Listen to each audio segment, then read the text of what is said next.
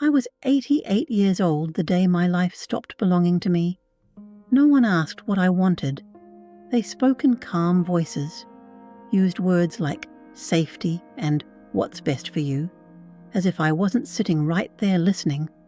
By the end of that week, someone else had decided where I would sleep, when I would eat, and how much of the outside world I was allowed to see.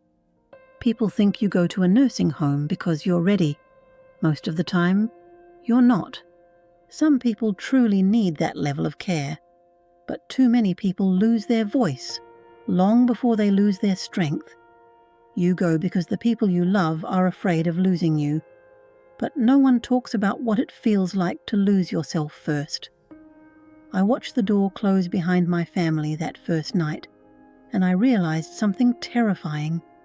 They were going back to their lives, and mine was being folded away like something no longer needed. What you really lose. There, the first thing you lose isn't freedom, it's familiarity. Your chair isn't there, your kitchen isn't there, your window doesn't face the same sky you've watched for years. Everything smells different. Even the air feels borrowed. You wake up disoriented, not because your mind is failing, but because nothing around you belongs to your life. Then you start losing your routines. No more waking up when your body decides.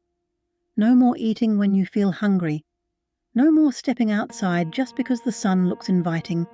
You begin living by bells, by schedules, by rules made for efficiency instead of individuality.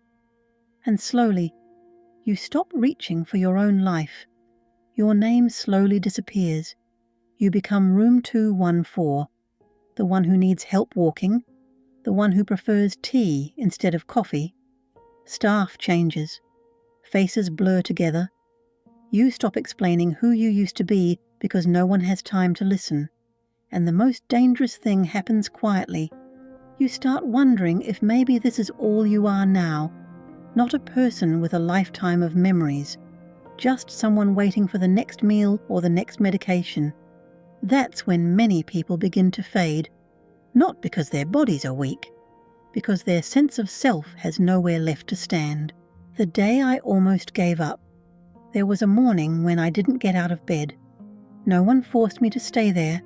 No one even noticed right away. Breakfast came and went. Voices passed in the hallway. Carts rolled by like distant traffic. And I realized something terrifying. If I stayed there long enough, the world would continue without me. That's how it begins. Not with a dramatic collapse, with quiet surrender. I stopped asking what day it was, stopped caring what was happening outside, stopped imagining a future that included anything beyond those walls. When you feel like your life has been reduced to waiting, your mind starts shrinking to fit that space. I watched others who had already crossed that line, people who once had careers, families, opinions, now sitting silently as if they had stepped out of their own story, not asleep, not confused, just gone in a way that doesn't show on medical charts.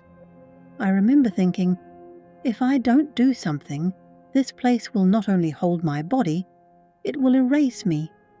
That was the day I understood something most people never realize. You don't disappear because you're old. You disappear when you stop believing your life still belongs to you. And I was dangerously close to letting that happen. It didn't happen because someone rescued me. It happened because one morning I realized something I had been avoiding. No one was coming to give my life back. If I wanted it, I would have to take it. That was my turning point. I forced myself to sit up. My hands were shaking, not from weakness, from anger. Anger at how quickly I had allowed other people's decisions to become my reality. I looked around that small room and understood something with painful clarity. They had moved my body there, but I had moved my spirit there myself the moment I stopped resisting. So I made a quiet decision. I would not let this place be the final version of my life. I started with something small. I got dressed even though I had nowhere to go. Not the soft clothes they preferred, my clothes, my sweater, the one that still smelled like my home. Then I walked into the hallway not as a patient, but as a person. People looked surprised, as if they were seeing someone they hadn't noticed before. That day, I spoke to strangers, asked questions, stepped outside when I was allowed. Tiny acts.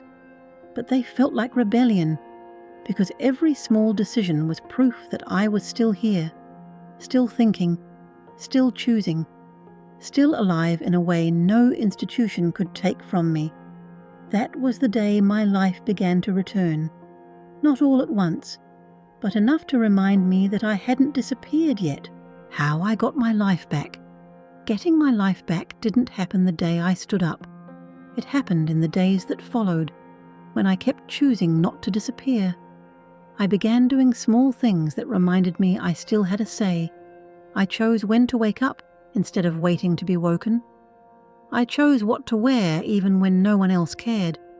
I chose to go outside every chance I was given, even if it was only for a few minutes of air that didn't smell like disinfectant. I started talking to people not about medications or schedules, but about their lives, their children, their memories, the places they missed. Because when you speak about real things, you remember that you are still part of the world beyond those walls. I wrote letters, not because I expected answers, because writing reminded me that my thoughts still mattered. I stopped waiting for permission to feel alive. I began creating small routines that belonged only to me, and something surprising happened. The more I chose small things, the more the world started giving me space again. Morning tea by the window, watching the sunset as if it were something sacred, walking the same short path outside until it started to feel like mine. Slowly, something changed. People treat you differently when you stop looking like someone who has surrendered. Staff began speaking to me instead of about me. Other residents started sitting beside me instead of staring past me. My family saw the difference too, not because I asked to leave, because I no longer looked like someone who had given up on living, and that changed how they saw my future. Life didn't return in one dramatic moment. It returned in quiet pieces I refused to surrender again. I'm 88 years old now, and I am no longer living in that place. But what I learned there has never left me. People think losing your freedom happens suddenly. It doesn't. It happens slowly, when fear starts making decisions instead of you. Sometimes it comes from strangers. Sometimes it comes from the people who love you the most, because they want you safe, because they are afraid of losing you.